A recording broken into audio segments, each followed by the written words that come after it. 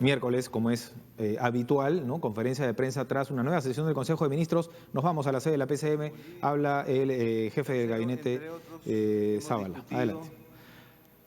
Las preparaciones para la realización del foro APEC Lima 2016. Respecto al primer punto, el GORI ejecutivo, quisiera anunciarles que hoy empezamos la participación de los gobernadores regionales en el Consejo de Ministros. Por eso tenemos hoy a nuestro gobernador del Cusco, que además es el presidente de la Asamblea de Gobernadores Regionales. Hemos acordado, que era un compromiso pendiente que teníamos del GORE, se ha acordado que todos los meses, de manera rotativa, por macroregiones, habrá la participación de los gobernadores regionales. El objetivo es trabajar de una forma más cercana con las regiones del Perú. Este es un gobierno que sabe con claridad que el país se lleva adelante si el gobierno nacional y los gobernadores regionales y las autoridades locales trabajan conjuntamente. El presidente de la ANGR compartió con el Consejo de Ministros algunas de las principales preocupaciones e intereses de las regiones. Continuando con la experiencia que tuvimos de reuniones entre el Poder Ejecutivo y los gobernadores regionales, les anuncio que este lunes 7 y martes 8 tendremos el segundo GORE ejecutivo, donde participarán 19 ministros, 25 gobiernos regionales y la Municipalidad Metropolitana de Lima. Los objetivos de estas sesiones serán definir prioridades por territorios para el trimestre, continuar con el desarrollo de políticas de coordinación intergubernamental y realizar el balance del primer GORE ejecutivo. Para dar más alcances de esta participación, quería invitar al gobernador regional del Cusco.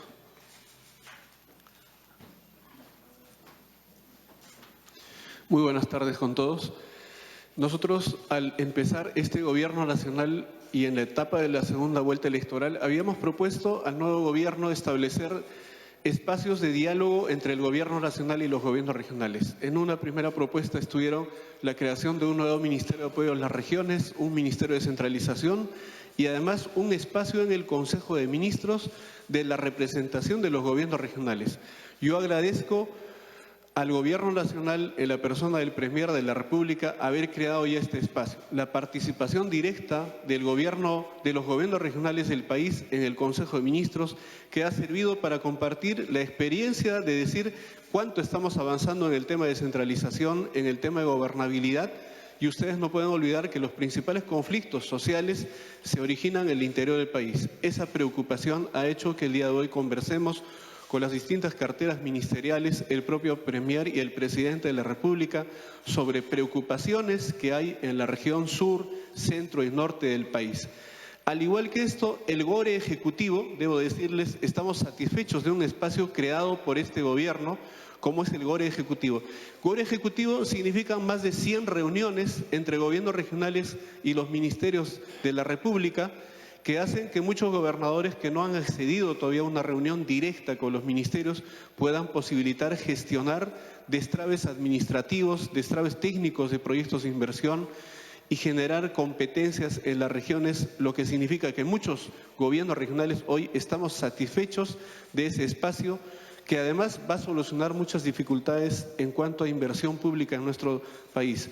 El segundo GORE ejecutivo va a significar también para hacer un seguimiento de todo lo avanzado con el gobierno nacional, en particular en muchas regiones como el sur, interesa el gasoducto sur peruano, los avances que ha pasado en este tiempo, por qué estamos paralizados con proyectos estratégicos que en realidad van a traer mucha propuesta laboral y mucha inversión en el desarrollo de nuestro país.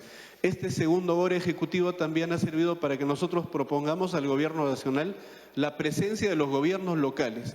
Debo anunciarles que el 7 está con nosotros también el representante de la Asociación de Municipalidades del Perú, el alcalde Óscar Benavides, representante del AMPE, y también el alcalde representante de REMUR, la red de municipalidades rurales del país. A partir de ello, yo creo que no solo va a servir para articular los gobiernos regionales con el gobierno nacional, sino también los gobiernos locales articulen el trabajo con los gobiernos regionales y esto a la par con el gobierno nacional de nuestro país. Muchas gracias. Gracias, gobernador. El segundo punto que les mencioné, se han llevado a cabo las coordinaciones necesarias en relación al segundo encuentro presidencial y gabinete binacional Perú-Bolivia que realizaremos este viernes 4 de noviembre en la ciudad de Sucre, Bolivia. Estos gabinetes binacionales son los mecanismos de coordinación político-diplomático del más alto nivel. Los trabajos y los temas que se van a plantear este viernes están relacionados a 4 ejes. Uno primero, que tiene que ver con medio ambiente y recursos hídricos transfronterizos. 2, seguridad y defensa. 3, desarrollo económico, políticas sociales y fortalecimiento institucional. Y 4, los temas de infraestructura para la integración entre Perú y Bolivia. Respecto a APEC, recibimos un informe de parte de la presidenta de la Comisión de Alto Nivel de APEC y también vicepresidenta del Perú respecto a los preparativos para la cumbre APEC 2016. Como ustedes saben, esta cumbre involucra más de 160 reuniones técnicas y sectoriales con la participación de cerca de 15.000 delegados y 21 países representados del Asia-Pacífico. Nuestro gobierno está adoptando todas las medidas necesarias a efecto de que este evento de talla mundial, que se realiza por segunda vez en nuestro país, se lleve a cabo de manera exitosa y productiva para todos. Muchas gracias. Vamos a dar inicio a la rueda de preguntas y empezamos con Rocío La Rosa del Diario del Comercio.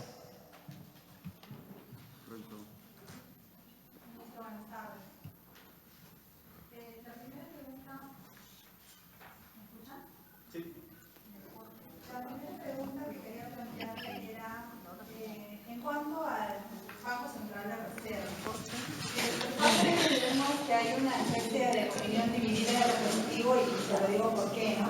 Tanto la señora Arauz como el vicepresidente Vizcarra han dicho que la elección del señor José Klimper no ha sido conveniente y que había un abuso de poder de parte en el Congreso, mejor dicho, ¿no? De parte de la bancada fujimorista.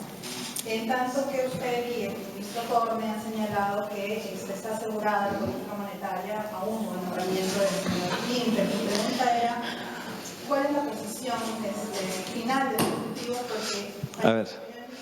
Y la segunda, disculpa que a ustedes paciencia. El exministro Alonso Segura, el ex titular del MEF, ha dicho que la cifra de menos 3,8% del déficit fiscal no es cierta. Y además de eso, espera también una rectificación de parte del señor Torres respecto a lo que dijo en su momento, de que la señora Marina nombraba funcionarios en el... Muy bien. Sobre el primer tema, creo que el presidente Kuczynski ha sido muy claro hoy, hace unos minutos. El Poder Ejecutivo cumplió en su oportunidad en nombrar a 3 prestigiosos economistas en el Banco Central de Reserva, además de pedir la ratificación del presidente Julio Velarde. Entonces fueron 4 propuestas del Ejecutivo nombrando a economistas de prestigio. Los otros 3 miembros del Banco Central de Reserva, su nominación le correspondía al Congreso y hemos visto que ha hecho esa nominación y esa aprobación. Lo que nosotros hemos dicho siempre y hoy día ha repetido el presidente de la República es que queremos alejar los temas políticos de lo que son los temas del Banco Central de Reserva, para que el Banco Central de Reserva continúe con esa autonomía y eficiencia que ha tenido en los últimos 25 años. Sobre el segundo tema, aquí no hay cifras ni faltas ni inexactas. Lo que existe es que hemos recibido cifras en negativo. Y esas cifras, como también lo mencionó el presidente de la República, son cifras que son públicas para todos. Por ejemplo, sabemos que la inversión privada se redujo en 4,5% el año pasado, la inversión pública se redujo en menos 7,5% el año pasado. Sabemos también que la trayectoria del déficit fiscal que recibimos este año iba hacia menos 3.8%. La buena noticia es que ya hemos tomado acciones y decisiones, primero para encauzar las finanzas públicas a regresar a tener un déficit fiscal de menos 3% y el próximo año de menos 2.5%, una trayectoria descendiente. Y por otro lado, hemos tomado las medidas necesarias para, por un lado, que la inversión pública vuelva a crecer, y estimamos que este año podría crecer por encima del 5%, y por otro lado, también hemos tomado las medidas necesarias para que, en términos de inversión privada, a través del destrave de varios proyectos que estaban desarrollándose por debajo de lo que se había presupuestado, comiencen a generar impactos positivos en la economía. Entonces, son cifras en negativo que hoy día estamos convirtiendo en cifras en positivo, y eso se debe a que hemos tomado medidas a nivel de inversión pública y a nivel de inversión privada, que esperemos además que se acelere en los próximos meses. Carlos Castillo, de Perú 21. Ministro, buenas tardes. ¿Qué tal? ¿Cómo le va? Yo tengo dos interrogantes justamente en los temas que usted se ha referido. Lo primero, en el tema del BCR, usted señaló, y así también lo había señalado el presidente bien claramente, que pretenden alejar todo criterio político de la autonomía y criterio técnico con el que se debe manejar el gobierno. Sin embargo, en el caso del señor Klimper, hay hay un tema muy singular, y es el hecho de que él es dirigente, es secretario general de su partido.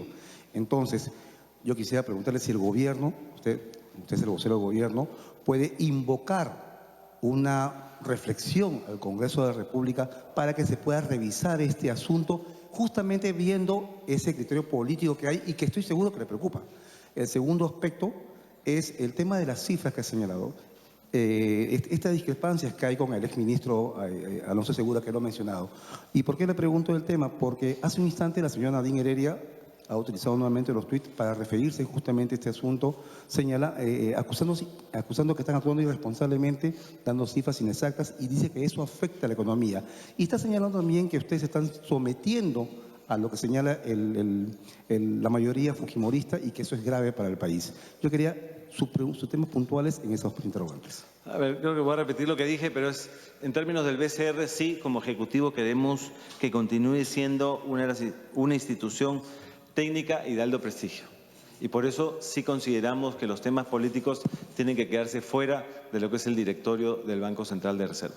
Dos, lo que he dicho, no hay ni cifras falsas ni cifras inexactas. Lo que hay es que recibimos cifras negativas, tanto en inversión privada como inversión pública. La buena noticia es que ya estamos tomando las acciones necesarias para revertir. Esperamos terminar este año con cifras positivas en inversión pública, creciendo, a diferencia de lo que fue el año pasado, y esperamos que con el destrave de los proyectos que habíamos encontrado que no estaban en el nivel de ejecución que se esperaba, tengamos cifras positivas de inversión privada el próximo año. Luis Claros, de ATV. Ministro, buenas tardes. Me gustaría incidir en el tema que ha tocado mi colega hace un instante sobre lo dicho precisamente por la señora Nadine Heredia. Ella ha dicho puntualmente, literalmente se lo leo, que el gobierno de Ollanta Humala dejó al país con una situación fiscal absolutamente controlada. Literal, lo ha escrito así. Me gustaría un comentario sobre eso. Y una más, por favor.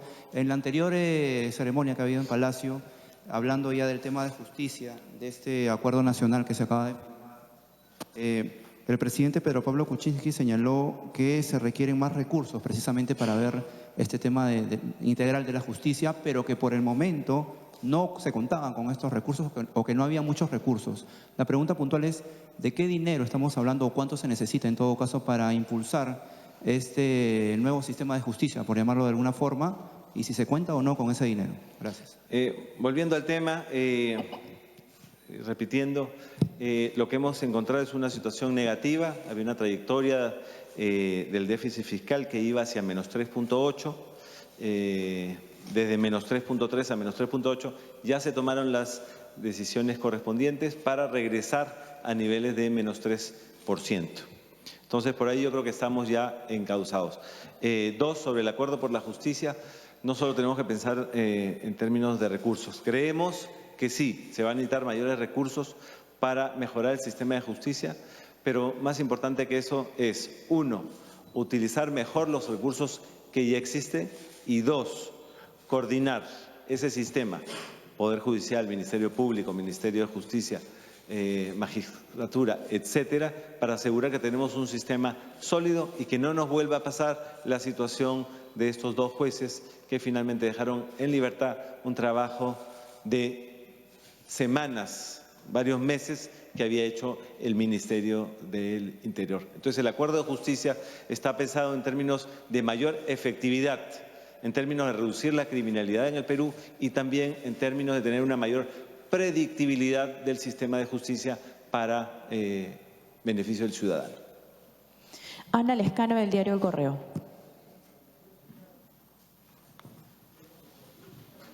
Ministro, sobre los cuestionamientos del exministro Segura, había otro punto sobre la cantidad de proyectos destrabados, los montos. Él destacó 2 cifras, que primero se dijo 18.000 y luego se dijo 8.000. Finalmente, ¿cuál es esta cifra?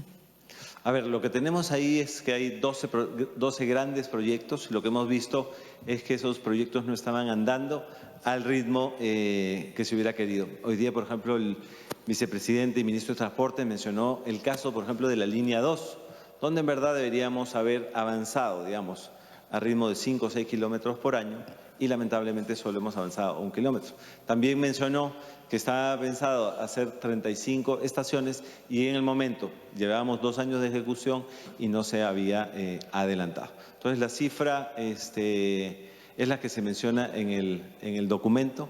Estamos hablando de destrave inicial de casi 1.600 millones de dólares. Sin embargo, el total estamos hablando de los 18.000 millones de dólares. Última pregunta a cargo de Julio Cisneros, de RPP. Señor ministro, buenas tardes. ¿Cómo le va? Solo una consulta. Saber si en esta sesión del Consejo de Ministros se llegó a abordar lo concerniente a este pedido de extradición de la justicia norteamericana al el expresidente de la Federación Peruana de Fútbol, Manuel Burga, y si en todo caso, de no haberse visto hoy este tema, ¿se contempla analizar esta situación en las siguientes sesiones del Consejo de Ministros, tomando en cuenta que existe un habeas corpus que ha presentado su defensa y que aún falta que se resuelva en forma definitiva en el Poder Judicial y de llegar al Tribunal Constitucional? Sí, hoy día no tuvimos la oportunidad de ver extradiciones, vimos los temas que hemos mencionado la mañana. Seguramente en los próximos consejos de ministros estaremos viendo esos temas.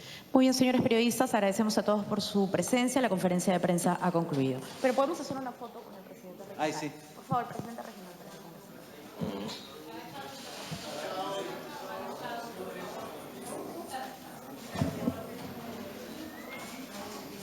Fernando Zavala, en donde ha señalado de que se debe alejar de los temas políticos al Banco Central de Reserva para que continúe trabajando de manera eficiente, como lo ha venido haciendo a través de los últimos años, y también ha señalado, ha reiterado que las cifras recibidas en este gobierno han sido negativas. Retornamos contigo, Nicolás.